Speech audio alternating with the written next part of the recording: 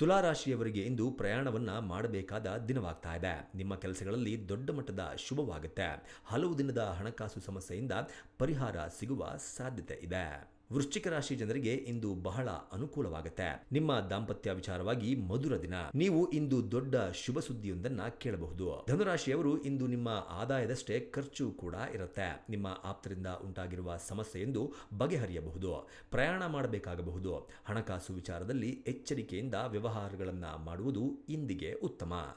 ಮಕರ ರಾಶಿಯವರಿಗೆ ಈ ದಿನ ಸಕಲ ಪ್ರಯತ್ನಗಳು ಲಾಭ ಅಥವಾ ಶುಭವನ್ನ ತರಬಹುದು. ನವ ವಿವಾಹಿತರಿಗೆ ಈ ದಿನ ಅನುಕೂಲವಾಗಿರುತ್ತೆ. ಸೂಕ್ತ ಕೆಲಸಕ್ಕೆ ಹುಡುಕ್ತಾ ಇದ್ದವರಿಗೆ ಶುಭ ಫಲವಿದೆ. ವಿವಾಹಿತರು ಮನೆಗಾಗಿ ಖರ್ಚನ್ನ ಮಾಡಬೇಕಾಗಿ ಬರಬಹುದು. ಮಹಿಳೆಯರು ವಾಹನದ ವಿಚಾರವಾಗಿ ಎಚ್ಚರಿಕೆಯನ್ನ ವಹಿಸಬೇಕಾಗತ್ತೆ. ಕುಂಭರಾಶಿಯವರಿಗೆ ಇಂದು ಸವಾಲುಗಳಿವೆ. ನೀವು ಅಂದುಕೊಂಡ ಕೆಲಸ ಅಥವಾ ವಿಚಾರ ನಡೆಯದೇ ಇರಬಹುದು.